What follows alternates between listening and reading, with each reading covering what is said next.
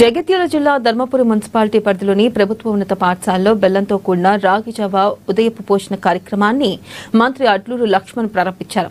ఈ కార్యక్రమం శ్రీ సత్యసాయి అన్నపూర్ణ ట్రస్ట్ తెలంగాణ పాఠశాల విద్యాశాఖ సంయుక్త ఆధ్వర్యంలో ప్రారంభమైంది.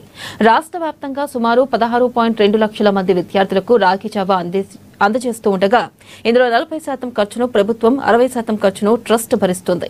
ఇక జగిత్యాల జిల్లాలోని 50,000 మంది విద్యార్థులు లబ్ధి పొందుతున్నారు.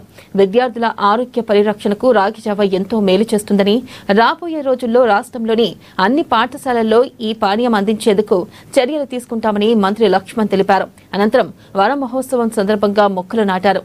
ఈ కార్యక్రమంలో ఆర్టీఓ మధుసూదన్, జిల్లా విద్యాధికారి కె రాము, మండల విద్యాధికారి సీతాలక్ష్మి, అన్నపూర్ణ ట్రస్ట్ ప్రతినిధులు పాల్గొన్నారు. కార్యక్రమానికి ముఖ్య అతిథిగా విచ్చేసిన మన గౌరవ సంక్షేమ శాఖ మంత్రివర్యులు జిల్లా నెల 15 రోజుల క్రితం దినేష్ గారు తీసుకొచ్చారు.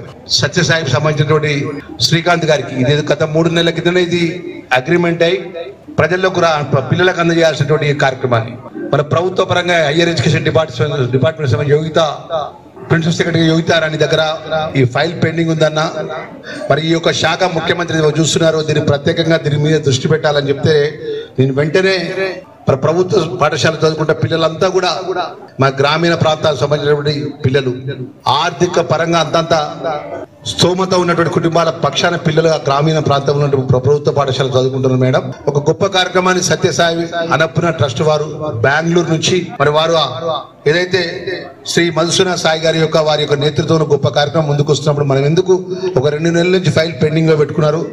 మన మినిస్టర్ గారు నేను చెప్తున్నామా, తక్షణమే దానికి సంబంధించిన అగ్రిమెంట్ ఏదైతే ఉందో కంప్లీట్ చేసి మన రాష్ట్ర ప్రభుత్వం ద్వారా ముఖ్యమంత్రి గారు కూడా కన్సల్ట్ ఇచ్చినారని చెప్పినారు, ఆర్థికంగా కూడా వారు అనుమతి ఇచ్చినారని చెప్పినారు. ఎందుకు మీరు లేట్ చేస్తున్నారు విషయాన్ని మరి వారి దృష్టికి వెళ్ళి ఆ సత్యసాయికి సంబంధించిన శ్రీకాంత్ గారు అని చెప్పి రాష్ట్ర సెక్రటరీ గారు కానీ వారందరూ కూడా మా దినేష్ గారు కలవడం వల్ల వెంటనే సంబంధించినటువంటి హైయర్ ఎడ్యుకేషన్ ప్రిన్సిపల్ సెక్రటరీ గారితో